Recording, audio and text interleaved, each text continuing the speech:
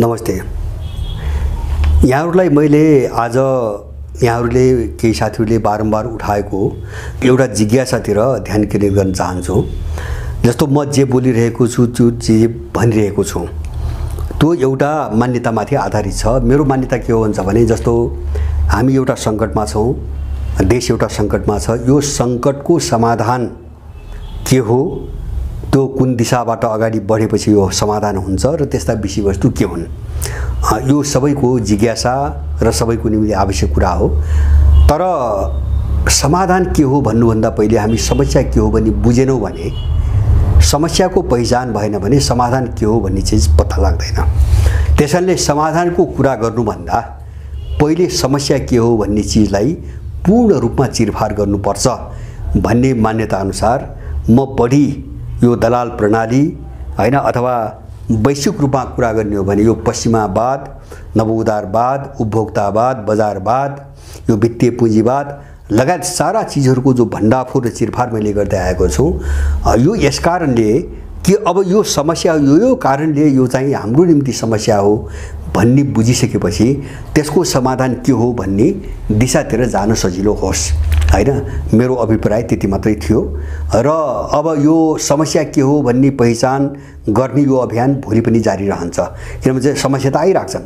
जस्तो भोलि एउटा समस्या होला, पर्सि अर्को आउला, निकोर्सि अर्को आउला आदि इत्यादि, यो जारी रहन्छ। तर अब मोटामोटी रूपमा अब समाधान के हो त भन्ने चिजलाई पनि अब अगाडि बढाउनु पर्छ भन्ने चाहिँ मलाई लाग्छ। त्यो समय आउँदैछ। अब समाधान के हो भन्ने विषयमा जस्तो म चाहिँ अस्पष्ट छैन। अब मसँग सम्बद्ध एउटा संस्था छ, पार्टी पनि छ तृणमूल नेपाल, त्यो पनि अस्पष्ट छैन। हाम्रो दस्तावेज छ, दस्तावेजमा हामीले धेरै चिज लेखेका छौँ र त्यसलाई अझ पूर्ण गर्न, अझ थप्न बाँकी छ हैन। जो पछिल्लो परिस्थिति विकसित हुँदै गए त्यसलाई पुरा गर्न बाँकी छ। अब समस्या मैले भने नि, जस्तो मैले बारम्बार भन्छु, हामी सङ्कटको अवस्थामा छौँ। सङ्कटको अवस्था भने के हो भन्छ भने, यो सामान्य खालको समस्या होइन। जस्तो सामान्य समस्या भइदिएको भए कहीँ एउटा चिज जहाँ समस्या आयो त्यो एउटा सुधार गरेर यसलाई समाधान हल गर्न सकिन्थ्यो हैन। अब कहाँबाट सुधार गर्न थालौँ, समात्ने ठाउँ कहीँ पनि छैन हैन। सबै भत्कियो, जगैबाट भत्कियो, सबै भत्कियो। देश आज कहाँ छ भन्छ भने, पुरै दण्डहीनताको एउटा प्रक्रियाबाट अगाडि बढिरहेको छ। जस्तो जसले जे सक्छ त्यही गर्ने हैन, जसले चाहिँ शक्ति प्रयोग गर्न सक्छ त्यही गर्ने। अपराध, चरम स्वेच्छाचारिता, चरम अपराध, चरम दण्डहीनता जस्तो लुटका रूपमा देखिरहेका छौँ, हत्याका रूपमा देखिरहेका छौँ, भ्रष्टाचारका नाममा देखिरहेका छौँ। विभिन्न घटनामा जस्तो अब यिनले गरेका, दलहरूले गरेका विभिन्न अपराधमा यिनले आफै उन्मुक्ति दिने गरेका घटना देखिरहेका छौँ। जस्तो अस्ट्रेलियाई राष्ट्रपतिबाट चाहिँ तपाईँको यस्ता अभियोगका मान्छेहरूलाई चाहिँ आम माफी दिने भयो हैन। कानुनले नै नदिएका कुराहरू यिनले गर्दै आएका छन्। त्यति मात्र होइन, अस्ति एकपटक राष्ट्रपतिले फिर्ता पठाएको नागरिकता विधेयक जबरजस्ती गैर कानुनी ढङ्गले चाहिँ फेरि प्रमाणीकरण गर्न लगाएका छन्। मैले यो सबै चिजले के देखाइरहेछ, देश सङ्कटमा छ। यिनको व्यवस्था प्रणाली, यिनको चिन्तन प्रणाली, यिनको विचार प्रणाली चरम सङ्कटमा फसिसकेको छ। त्यसकारणले अब तल जगमा केही पनि छैन। मैले भन्न खोजेको, हामीले समाधानको कुरा हेर्दा नि यहाँबाट बुझौँ। जस्तो जगमा केही पनि छैन, हामीले जगैबाट नयाँ चिज बनाउनु पर्ने भयो। अब जगैबाट नयाँ चिज के बनाउनु पर्ने भयो त, हामीले बाहिर जे देख्छौँ यो सारा चिज बनाउनु पर्ने भयो। के बनाउनु पर्ने भयो, जस्तो चाहिँ हामीसँग छ, मैले 5वटा श्रेणीमा, 5वटा वर्गमा समस्यालाई राख्छु अनि त्यस अन्तर्गत अब च्याप्टरमा त्यसपछि बहस सुरु हुन्छ। मैले भने समाधानको कुरो सजिलो छैन। तपाईँ हामी यो अध्ययनमा अलिकति गहिरी लाग्दियो भने मात्रै यो कुरा बुझ्छौँ। जस्तो समाधान मैले भने हामीसँग केही पनि छैन, यो सङ्कटको अवस्था हो। सङ्कट भनेको यो पुरानो दलाल र यथास्थितिवादी प्रतिक्रियावादी हैन, तपाईँको विचार प्रणाली, राज्य प्रणाली जगैबाट हल्लिसकेको छ, चरमराइसकेको छ हैन। हिजोका केही पनि चिज अब छैन, भत्किसके हैन, र एउटा अराजकता र स्वेच्छाचारिता मात्रै छ। अब यो हो भने यसको जवाब के हो भन्छ भने, अब देशले जगैबाट नयाँ पुनर्संरचनाको माग गरिरहेको छ। त्यो पुनर्संरचना समग्र क्षेत्रमा, त्यो सोचमा पुनर्संरचना, त्यो विचारमा पुनर्संरचना, त्यो व्यवस्था प्रणालीमा पुनर्संरचना, त्यो मानिसको जीवन पद्धतिमा पुनर्संरचना, सबैतिर पुनर्संरचना अथवा नयाँपनको खोजी गरिरहेको छ। र यो खोजी अन्तर्गत हामीले मूलभूत समस्यालाई केही वर्गमा बाँडेर अब हामीले त्यो वर्ग अन्तर्गतका टपिकहरुमा अब बहस गर्नुपर्छ समाधान के हो हैन। जस्तो नम्बर 1 पहिलो कुरो हामीले हाम्रो नयाँ सोच नयाँ दृष्टिकोण अथवा हेर्ने आफ्नो तरिका विकास गर्न आवश्यक छ। यो लडाईमा हामीले समाधानको कुरा गर्दा है अब यो भित्र अरु धेरै चाहिँ शीर्षकहरु आउँछन्, म त्यहाँ आज चाहिँ जादिन। अब त्यो सोच आफ्नो बनाउन सोच बदल्न किन जरुरी छ भन्छ भने जस्तो म तपाईहरुलाई एउटा उदाहरण दिऊ। हाम्रो सोच के छ अहिले समाधानको कुरा, हाम्रो सोच हाम्रो दृष्टिकोण हाम्रो फिलोसफी के छ भन्छ भने पश्चिमी जगत भनेको एकदमै विकसित जगत हो। अब विद्वान भनेका पश्चिमका युरोप र अमेरिकन हुन्। अब संसारको सबभन्दा उन्नत शिक्षा प्रणाली त्यही मात्रै छ। अब धन सम्पत्ति पनि त्यही मात्रै छ। उनले जे गर्छन् त्यो अनुसरण गर्नुपर्छ। उनी महान छन्, हामी तल छौं हैन। हामीले त उनको अनुसरण मात्रै गर्ने हो हैन। यो एउटा फिलोसफी सोचको विकास भयो हामी कहाँ हैन। त्यसले हामीलाई गुलाम बनाइदियो र हामी गुलामको हैसियतबाट सोच्छौं हर चीज।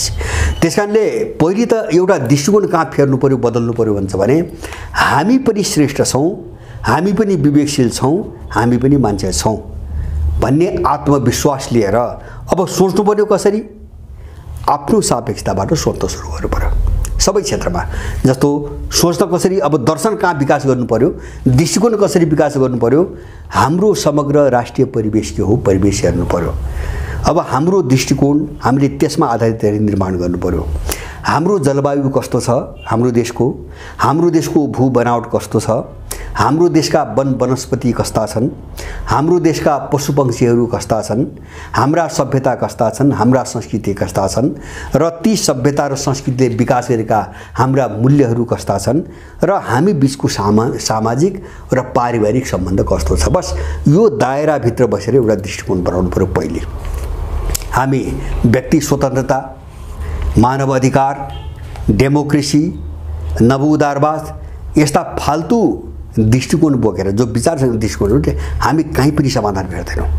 हामीले आफ्नै मौलिकतामा र आफ्नै सापेक्षतामा हामीले सर्वप्रथम दृष्टिकोण हेर्ने तरिकालाई सच्याउन ठिक ठाउँमा ल्याउन जरुरी छ हैन।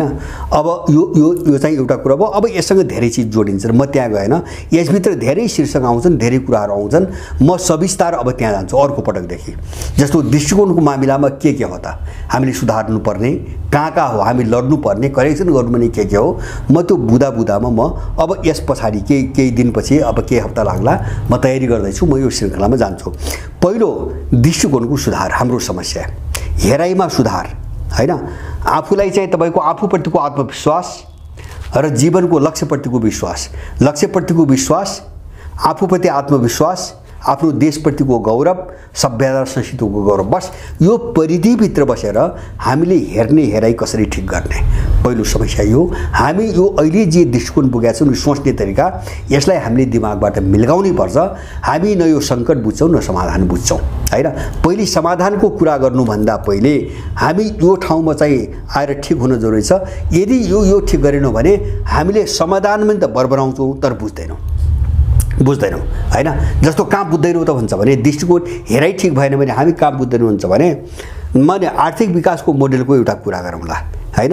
अब त्यो हेराइ ठिक भएन भने हामी कहाँमा पश्चिम हेराइ त हाम्रो पश्चिममा हेराइ छ, विदेशी हेराइ छ, फिलोसफी त्यही छ, दृष्टिकोण त्यही छ, हेर्ने तरिका त्यही, सोच्ने तरिका त्यही छ। त्यसले हामीलाई कहाँ पुर्याउँछ, त्यसले चाहिँ वाह्यात कुरो भन्नेमा हामीले पुर्याउँछ हैन। जस्तो भन्नुहोस् राज्य संरक्षित अर्थतन्त्र अथवा हामीसँग भएका स्रोत साधन, हामीसँग भएको पुँजी, हामीसँग भएको जनशक्ति र प्रविधिमा आधारित रहेको आर्थिक विकास प्रारम्भमा हामी यहाँबाट जाने भन्ने कुरालाई हामीले हास्यास्पद ठान्छौँ। कहाँ हास्यास्पद ठान्छौँ भने संसार त्यो भूमण्डलीकृत भइसक्यो, किन उसले त्यो पढाएको छ, भूमण्डलीकृत भइसक्यो, संसार एउटै परिवार भइसक्यो हैन।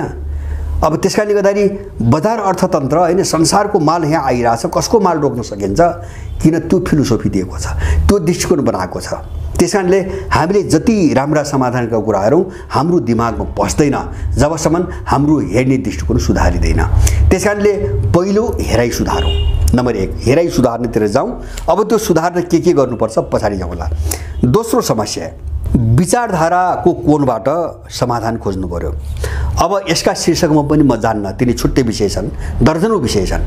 अब विचारधाराको समस्या कोनबाट समाधान हुन्छ भने हामीले बोकेको थट पश्चिमा थट हो, पश्चिमा स्कुल अफ थट हो, पश्चिममा विकास भएको हो, उसले आफ्नै अवधारणा विकास गरेको छ, उसको आफ्नै हित अनुसारका मूल्यहरू विकास गरेको छ जो हाम्रो निम्ति काम लाग्दैनन् हैन। अब विचारधाराको कोणबाट कुरा गर्दाखेरि जस्तो मैले चाहिँ चलाउन खोजेको बहस अथवा हामीले आफ्नो दस्तावेजमा पारित गरेको कुरा के हुन्छ भने हामी समाज केन्द्रित विचारधाराको विकासमा लागेका छौं। त्यो भनेको के? समाज केन्द्रित विचारधारा भने के? जस्तो अहिलेसम्मको संसारको प्रयोग हेर्दा, पछिल्लो संसारको दुनियाँको प्रयोग, इतिहास प्रयोग हेर्दा दुई थरीका विचारधाराको प्रयोग हामीले हेर्यौं हैन। एउटा पुँजीवादी विचारधाराको प्रयोग हेर्यौं, एउटा समाजवादी हैन। अब त्यो समाजवाद कति हो म चाहिँ अहिले त्यो बहस गर्न चाहन्न। समाजवादको नाममा एउटा विचारधाराको प्रयोग हामीले हेर्यौं, व्यवहारमा हेर्यौं हैन। विचारलाई त एउटा समाजवादी भनियो, एउटा पुँजीवादी भनियो, तर त्यसको प्रयोग हेर्यौं। प्रयोग हेर्दाखेरि चाहिँ मैले के देखेँ भन्छ भने पुँजीवादी वा समाजवादी दुवै विचारधाराको प्रयोगमा जो मान्छे भन्छौं अथवा त्यसलाई अलि समग्रमा भन्दा समुदाय, समाज, सोसाइटी, समुदाय भनेको यो जाति समुदाय होइन हैन, अथवा चाहिँ कुनै चाहिँ तपाईको त्यस्तो संकुचित समुदाय हैन, एउटा नागरिक समुदाय, एउटा मानवीय समुदाय हैन। जस्तो एउटा भूगोलमा थुप्रै मान्छेहरू बस्छन्, मिलेर बसेका हुन्छन्, त्यो एउटा समुदाय हो हैन। जस्तो काठमाडौँ उपत्यका एउटा समुदाय हो हैन, अथवा चाहिँ झापा जिल्ला एउटा समुदाय हो। यस्तै गरी चाहिँ विभिन्न खालका समुदाय हुन्छन्। अब समुदाय केन्द्रित चाहिँ तपाईको विचारधाराको विकास त्यो प्रयोग भएन। जस्तो पुँजीवादमा के देख्यो भन्छ भने समुदाय अथवा नागरिक मान्छे भनौँ, एकाइमा कुरो गर्दाखेरि नागरिक, श्रमिक, त्यसलाई होलमा सबै नागरिकको कुरा गर्न भने समुदाय। जस्तो एउटा औद्योगिक समुदाय भने मजदुर एउटा औद्योगिक समुदाय हैन। पुँजीवादमा के देख्यो भन्छ भने मजदुर बिल्कुल एउटा श्रमिकको रूपमा मात्रै छ, श्रम बेच्छ र उसले त्यस बापत मुस्किलले जीवन गुजारा गर्ने तलब पाउँछ, बस। ऊ एउटा गुलामका रूपमा छ, ऊ एउटा मेसिनको रूपमा छ, श्रम गर्छ, श्रम गरे बापत मालिकले तोकेको ज्याला पाउँछ।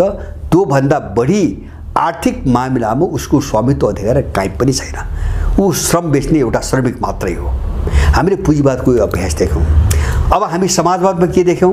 त्यहाँ समाजवाद भनिएको छ, समाजवाद भनिएको छ, गाछबास कपासको ग्यारेन्टी गरिएको छ, तर ग्यारेन्टी के शर्तमा भन्छ भने त्यहाँ पनि श्रमिक छ हैन। समाजवादको नाममा पार्टीमा प्रभुत्व रहेको एउटा एलिटले, एउटा अभिजात तबकाले राज्य कन्ट्रोल गरेर बसेको छ हैन। पार्टीमा हैकम भएका केही मान्छेहरूको कन्ट्रोलमा राज्य छ, बाँकी जो समुदाय हो त्यहाँ पनि मजदुर छ, त्यहाँ पनि श्रमिकै छ हैन।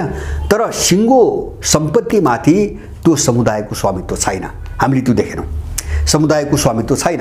जस्तो तपाईँ श्रम गर्नुहोस् हैन, ज्याला लिनुहोस्। एउटा समाजवाद र पुँजीवादको एउटा आधारभूत भिन्नता के हुन्छ भने समाजवादमा गाछबास कपासको ग्यारेन्टी गर्छ। जस्तो कोही अपाङ्ग हुन्छन्, कोही कमजोर हुन्छन्, कोही अशक्त हुन्छन्, कोही चाहिँ अनाथ हुन्छन् हैन, तिनलाई राज्यले हेर्छ। पुँजीवादी राज्यमा त्यो पनि हेरिँदैन। त्यो बाहेक जस्तो राजनीतिक स्वामित्व, शासन प्रणालीमा स्वामित्व अथवा अपरत्व अथवा हक भनौँ न हैन, एउटा नीति निर्माण गर्न सक्ने जो अधिकार हो नि, शासन प्रणालीमा पनि दुवैमा देखिएन। सम्पत्तिको स्वामित्व, सामूहिक स्वामित्वमा पनि दुवै प्रणालीमा चाहिँ समुदायको चाहिँ तपाईको अधिकार देखिएन। समुदाय दुवैतिर श्रमिक नै रह्यो।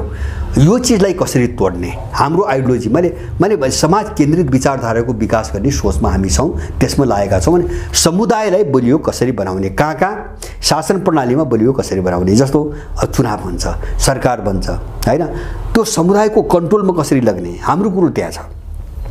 त्यो समुदाय निर्णायक हुने गरी त्यो पोलिटिकल शासन प्रणालीलाई कसरी चाहिँ विकास गर्ने, त्यसको निम्ति हामीले चाहिँ जस्तो पूर्ण स्वशासनको कुरा गरेका छौँ हैन। जस्तो समुदाय त भोलि केलाई समुदाय मान्ने, कसरी समुदाय बनाउने, त्यसको परिभाषा के हो, तिनी छुट्टै कुरा हुन्। तिनी चाहिँ अहिले मैले त्यहाँ गएँ हैन, त्यो हामी चाहिँ भोलि त्यसको कन्सेप्टमा हामीले बनाएका छौँ, तर त्यहाँ समुदाय निर्णायक हुनु पर्यो हैन।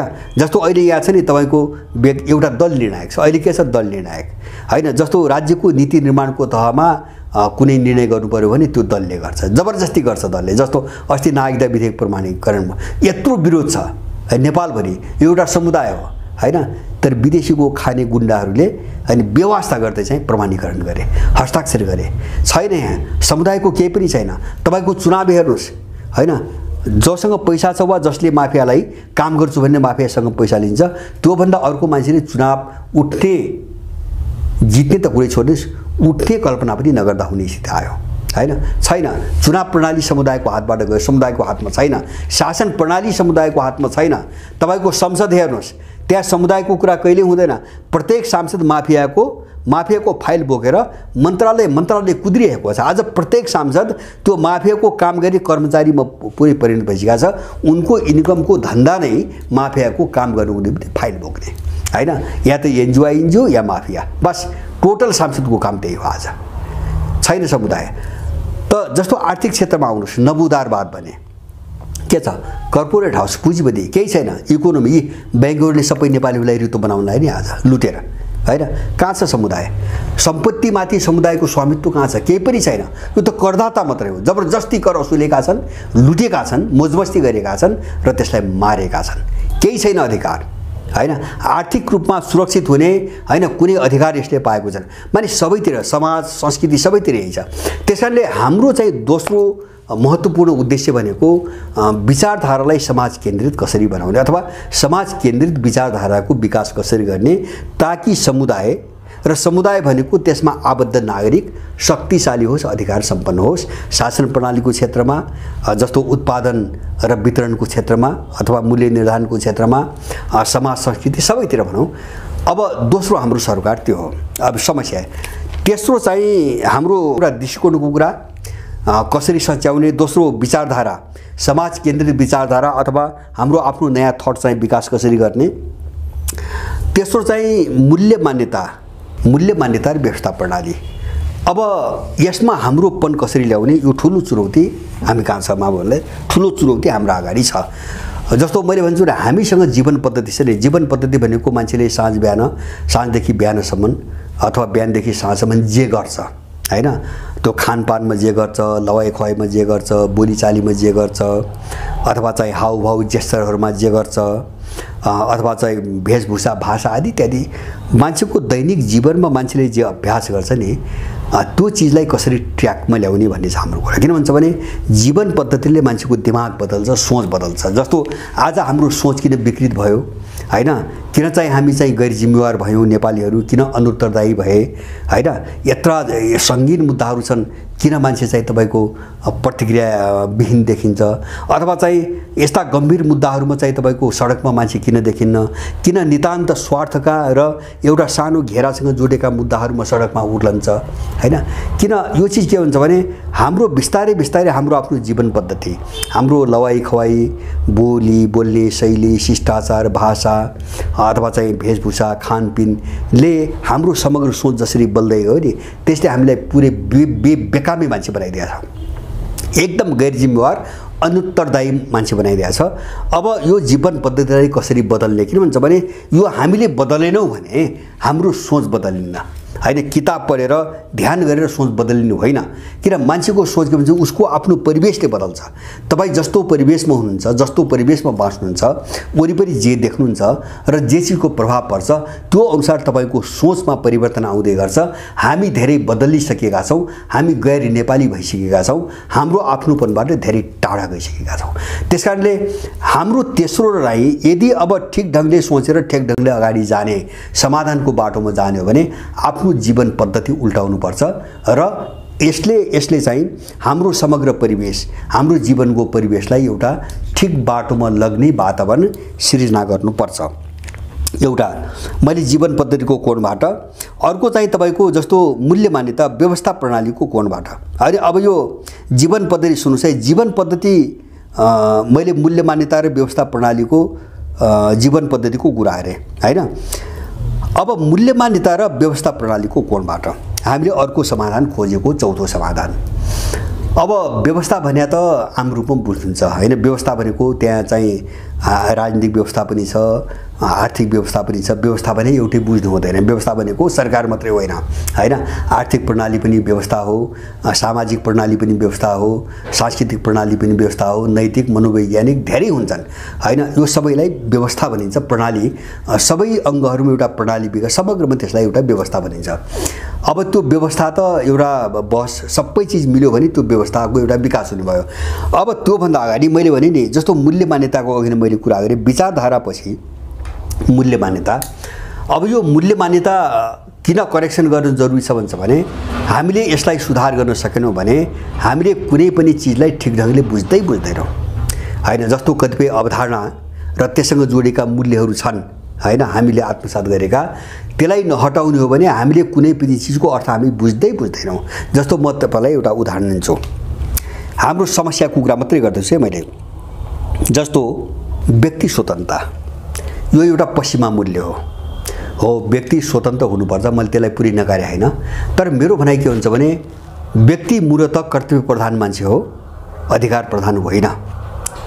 व्यक्ति निरपेक्ष रूपमा स्वतन्त्र कहिले पनि हुन सक्दैन, किन ऊ परिवारको सदस्य हुन्छ, ऊ समाजको सदस्य हुन्छ, ऊ देशको नागरिक हुन्छ। त्यसैले यो तीनटा चिजलाई नाघेर अथवा मान्दैन भनेर व्यक्ति सार्वभौम रूपमा निरपेक्ष रूपमा स्वतन्त्र हुनै सक्दैन। यदि हामीले यो मूल्य हटाउन सकेनौँ भने हामी जहिले पनि अराजक भइरहन्छौँ, जहिले पनि चरम स्वार्थी भइराख्छौँ र आफूलाई मात्रै हेर्ने, अरू कसैको हेर्दै नहेर्ने जो हामी छौँ अहिले, जो बनाइएको छ। जस्तो अहिले हामी देख्छौँ नि, व्यक्ति स्वतन्त्रताको नाममा अपराधीले अपराध गर्छ, बलात्कार गर्छ, मान्छे मार्छ, हैन। व्यक्ति मानवाधिकार भन्दै यहाँका यो पश्चिमाहरूले पैसा खुवाएका क्रिमिनलहरू मानवाधिकार भन्दै दौडेर जान्छन्। बलात्कारीको मानवाधिकार सम्मान गर, हैन, हत्याराको मानवाधिकार सम्मान गर। उनले त्यसरी स्कुलिङ गरिरहेका छन्। अपराधीहरूको मानवाधिकार, हैन। अनि चाहिँ व्यक्ति स्वतन्त्रता, समाज पनि नमान, परिवार पनि नमान, देश पनि नमान, व्यक्ति स्वतन्त्र हुनुपर्छ। त्यो सबभन्दा यो मूल्यलाई हामीले नहटाइकन हामी जिम्मेदार बन्न सक्दैनौँ। हामी के समाधानका कुराहरू छौँ। जब तपाईँ हामी मनै सर्वोपरि हौँ, मभन्दा माथि कोही छैन, मैले कसैलाई मान्दैन, हैन, मेरा सबै आवश्यकता पुग्नु पर्यो, हामी त्यो चिजमा रहेसम्म हामी यो समाधानमा कुनै पनि भूमिका खेल्न सक्दैनौँ, भूमिका निर्वाह गर्न पनि हामी सक्षम हुँदैनौँ। त्यसकारणले जस्तो व्यक्ति स्वतन्त्रता एउटा मूल्यको कुरा भयो, पश्चिमा मूल्यको कुरा भयो। त्यस्तै म दोस्रो उदाहरण दिन्छु, प्रजातन्त्र, हैन। प्रजातन्त्र भनेको के? प्रजातन्त्रले के भन्छ? दलीय सर्वोच्चता भन्छ। त्यहाँ दलमाथि छ, हैन। त्यो एउटा मूल्य हो, त्यो पश्चिमाहरूको मूल्य हो, हैन। प्रजातन्त्र हुनुको लागि यिनको व्याख्याको प्रजातन्त्र हुनुको लागि के हुनुपर्छ? त्यहाँ दल हुनुपर्छ, दलका बिचमा चुनाव हुनुपर्छ, हैन। अनि जित्नेले शासन गर्नुपर्छ, दोस्रो वा तेस्रो हुनेले प्रतिपक्ष भएर विरोध गर्नुपर्छ, बस। र त्यो चुनाव के को निम्ति? शक्तिको निम्ति, सत्तामा जानुको निम्ति। अब यहाँ हेरौँ, त्यहाँ दल छ, दलका बिचमा प्रतिस्पर्धा छ, लडाइँ छ, त्यो के को निम्ति? शक्तिको निम्ति, हैन। अब यो मूल्य हामी यो प्रजातन्त्रबाट हामी चाहिँ देश बनाउन सक्दैनौँ, हैन। किन मैले भने यिनको प्रजातन्त्रमा दल छ, समाज छैन। सुन्नुहोस् है, दल छ, सर्वोपरि छ, देश सर्वोपरि छैन, राष्ट्र सर्वोपरि छैन, समाज सर्वोपरि छैन, दल सर्वोपरि छ। नम्बर एक हेरौँ। दोस्रो, यो लडाइँ शक्तिको निम्ति छ, शक्तिको निम्ति, सत्तामा पुग्न, शक्ति अठ्याउन, हातमा अठ्याउन र शासन गर्नुको निम्ति। शक्ति सर्वोपरि हो। शक्ति कसरी कब्जा गर्ने, बस कुरो त्यति छ। त्यहाँ चाहिँ के छ? समन्वय छैन, मेलमिलाप छैन, प्रतिस्पर्धा छ, लडाइँ छ, समन्वय छैन, मेलमिलाप छैन, सद्भाव छैन, हैन। शक्तिको कुरा त छ, तर त्यहाँ देशको कुरा छैन, त्यहाँ सभ्यताको कुरा छैन, त्यहाँ समाजको छैन, त्यहाँ मूल्य र मान्यताहरूको कुरा छैन। त यस्तो मूल्य बोकेर हामी कहाँ जान्छौँ? प्रजातन्त्रको यस्तो व्याख्या हामी पुगेर कहाँ जान्छौँ? त्यस्तै अर्को मूल्यको समस्या छ, जस्तो रिलिजन। रिलिजन भनेको धर्म होइन, हैन। धर्म भन्ने शब्द नै अङ्ग्रेजीमा छैन, किन? पश्चिमी सभ्यतामा क्रिस्चियनमा धर्मै छैन, धर्मको अभ्यास नै भएन कहिले पनि। त्यसकारणले त्यो धर्मलाई सम्बोधन गरी उनीसँग शब्द छैन। उनीहरूले एउटा कल्चर, एउटा पूजा पद्धति, प्रार्थना विधिसँग जोडिएको, हैन, जो एउटा सम्प्रदाय हो, त्यसलाई रिलिजन भने, हैन। त्यसलाई हामी धर्म भने अनुवाद गऱ्यौँ र हामी कहाँ लफडामा फस्यौँ? हामी धर्मबाट च्युत भयौँ। अनि जस्तो पूजा पद्धति, जस्तो हिन्दुइजम भनेको पूजा, हिन्दू भनेको पूजा पद्धति हो, कल्चर हो। क्रिस्चियनिटी भनेको तपाईँ पूजा पद्धति हो, प्रार्थना विधि हो, इस्लाम त्यही हो, बुद्धिज्म त्यही हो हैन। अब उनले पन्थलाई रिलिजनलाई धर्म भने हामी त्यो अनुवाद गऱ्यौँ। अब त्यो रिलिजनलाई हामीले धर्म पनि बुझ्दासम्म हामी यो लफडा र यो दुष्प्रवृत्तिबाट हामी मुक्त हुन सक्ने सम्भावना छैन हैन। यो एक खालको यो चाहिँ तपाईको उदाहरण भयो। अब त्यस्तै गरेर मैले अर्को जुन तपाईको नेसनलाई हामीले चाहिँ राष्ट्र पनि अनुवाद गऱ्यौँ। नेसन राष्ट्रको अर्थ नेसन हुँदैन हैन। नेसन भनेको ल्याटिनको नेसियो शब्दबाट आएको हो, त्यसैबाट अङ्ग्रेजीमा नेसन भयो। एउटा कल्चरल ग्रुप हैन, उस्तै खालको बसाई लवाई खवाई र बोलीचाली भएको एउटा समूहलाई ल्याटिन भाषामा नेसियो भनिन्थ्यो हैन प्राचीन कालदेखि। त्यसैलाई अङ्ग्रेजीमा नेसन बनाइएको। त्यसकारणले उनीहरूको नेसन भनेको एउटा कल्चरल ग्रुप जसलाई आज जाति भन्छन् उनीहरू, जसलाई हिजोको एउटा कल्चरल ग्रुप सांस्कृतिक संस्कारसँग जोडिएको समूह र आज पश्चिमाहरूको अलि बृहत व्याख्यामा जातिलाई जातीयतालाई उनीहरू राष्ट्र भन्छन्। हामीले भनेको राष्ट्र त्यो होइन हैन। जस्तो राष्ट्रको अर्थ दीप्तीय हो, प्रकाश हो, उज्यालो हो। जस्तै उज्यालो दिन्छ त्यसलाई राष्ट्र भनिन्छ। हाम्रो सभ्यतामा कति विशाल अन्तर छ। त हामीले त्यो नेसन भन्ने शब्द घोक्दासम्म हामी राष्ट्र कसरी बुझ्छौँ, त्यो मूल्यले हामीलाई कहाँ पुर्याउँछ। हो यस्ता धेरै चिज छन्, मैले 2-3टा मात्रै भने, धेरै चिज छन् जुन चिजहरू हामीले फ्याँक्न जरुरी छ यदि समाधानको कुरा गर्ने हो र ठिक ढङ्गको समाधान खोज्ने हो हैन। उचित समाधान, सम्यक समाधान, वास्तविक समाधान खोज्ने हो भने हामीले बोकेका अवधारणा र त्यससँग जोडिएका मूल्यहरूलाई नसच्याइकन हामीले चाहिँ हाम्रो चाहिँ आफ्ना मूल्यहरू आत्मसात नगरिकन र अहिले हामीले बोकेका चिजको पुनर्परिभाषा गरेर यसलाई नमिर्काइकन हामीले समाधान दिन सक्दैनौँ। किन भन्छ भने हाम्रो भावना त हुन्छ, एउटा हुन्छ, समाधानको हुन्छ, तर हाम्रो मूल्य भने त लागु हुने चिज हो नि भोलि हैन, प्रयोग हुने चिज हो। हाम्रो मूल्यले हामीलाई उतैतिर डोराइराख्छ। मन एउटा हुन्छ, कुरा एउटा हुन्छ, भावना अर्को हुन्छ, तर हामी डोरिन्छौँ उतै जो उनले दिइरहेका छन्। त्यसकारणले मूल्य र अवधारणाहरूमा करेक्सन गर्न जरुरी छ। चौथो कुरो मैले भने, पहिलो कुरो दृष्टिकोण सच्याउनुपर्छ हामीले। अब यो समाधानको कुरा गर्दाखेरि लडाईँ कति गहिरो छ र कति व्यापक छ, दृष्टिकोण करेक्सन गर्नुपर्छ। दोस्रो हाम्रो आफ्नो आइडियोलोजी हुनुपर्छ, त्यो पनि समाज केन्द्रित। समाजलाई केन्द्रबिन्दु, समाजको समूह अथवा नागरिक समूहलाई केन्द्रबिन्दुमा राखेर आर्थिक, राजनीतिक, सामाजिक, सांस्कृतिक सबै क्षेत्रको हामीले विचारधाराको हामीले विकास गर्नुपर्छ। नम्बर 3 मूल्य मान्यता र व्यवस्था प्रणालीको कोणबाट हामीले आफ्नो कोणबाट सोच्नुपर्छ। यिनका अवधारणा र मूल्य हामीले परित्याग गर्नुपर्छ। र चौथो मैले भने हामीले आफ्नो जीवन पद्धतिको कोणबाट एउटा समाधान खोज्नुपर्छ। पहिले समग्र देशको समाधानको च्याप्टरमा जानुभन्दा अगाडि, बुदामा जानुभन्दा अगाडि हाम्रो जीवन पद्धति कसरी चाहिँ मौलिक बनाउने, आफ्नोपन कसरी ल्याउने, र पाँचौं अन्तिम यो चारवटै काम गर्दा दृष्टिकोणको कुराबाट, विचारधाराको कुराबाट, मूल्य मान्यताको कुराबाट र जीवन पद्धतिको कोणबाट हामीले समानता कुरो गर्दाखेरि हाम्रो सोच्ने मियो के हैन, कुन चिजलाई केन्द्रबिन्दु बनाएर अथवा कुन चिजलाई मुख्य कडी बनाएर हामी यी सबै कुरा सोच्छौँ। हामी त्यो टुङ्गोमा पुग्नुपर्छ हैन। सोच्ने आधार के त हैन, कहाँ टेकेर सोच्ने, केमा टेकेर सोच्ने, हावामा टेकेर सोच्ने हैन। सोच्ने भन्ने मात्रै पुग्दैन, त्यसको मियो चाहिन्छ। त्यो भनेको सभ्यता र संस्कृतिहरू हुन्। त्यो यो सबै चिजको मियोमा अथवा यो सबैलाई सोच्ने जो मियो हुन्छ नि, त्यसमा हामीले हाम्रो देशका सभ्यताहरू विशेष गरिकन, मेरो आफ्नो धेरै छन्, मैले कसैलाई अपमान गर्न खोजेको होइन, जस्तो विशेष गरिकन ठुला सभ्यता जस्तो वैदिक सभ्यता, बोन सभ्यता, किराँत सभ्यता र बौद्ध सभ्यता, यी चारवटा सभ्यता र यससँग जोडिएर विकास भएका संस्कृतिहरू, यिनलाई चाहिँ केन्द्रबिन्दुमा राखेर, यिनलाई मियो बनाएर, यिनलाई मेरुदण्ड बनाएर हामीले करेक्सनको बाटो खोज्ने हो। यो भन्दा बाहिर गएर हामी फस्छौँ हैन। जस्तो मैले भने हाम्रो विदेश नीति कस्तो के पश्चिमाहरूले लेखेका किताब पढेर हामीले विदेश नीति बनाउने। हामीले विदेश नीति बनाउँदाखेरि हाम्रो देशका सभ्यता र हाम्रो देशको संस्कृति हो, किन हाम्रो आफ्नोपन भनेको यही हो र यही चिजले नै राष्ट्रिय हितको प्रतिनिधित्व गर्छ र यही सभ्यता र संस्कृतिले यहाँको मान्छेको रक्षा गर्छ, यहाँको आवश्यकता पूरा गर्छ। त्यसकारणले गर्दाखेरि राष्ट्रहित गर्ने हो र यहाँको मान्छेको आवश्यकता पूरा गर्ने हो भने हामीले मियोमा सभ्यता र संस्कृतिलाई राख्नै पर्छ। त्योभन्दा बाहिर गएर हामीले कुनै पनि सोच बनाउन सक्दैनौँ। यो पाँचौं निष्कर्ष निष्कर्ष हो मेरो। त्यस कारणले गर्दाखेरि अब यो 5वटा जो क्याटेगोरी छ, जो वर्ग छ, यो वर्गभित्र अब दर्जनौँ चाहिँ टपिकहरू छन्, शीर्षकहरू छन्। हामी त्यहाँ जान्छौँ। अब त्यहाँ जाउँ जस्तो चाहिँ शासन प्रणाली, जस्तो विचारधारा भनेपछि विचारधाराको क्षेत्रमा के त के हैन के जस्तो राजनीतिक विचारधारा के, आर्थिक विचारधारा के, सामाजिक सांस्कृतिक नैतिक मनोवैज्ञानिक, अब यो च्याप्टरमा हामी जान्छौँ हैन। हामीले बुझेका कुरा हामी राख्छौँ भन्ने चाहिँ मेरो विनम्र आग्रह छ।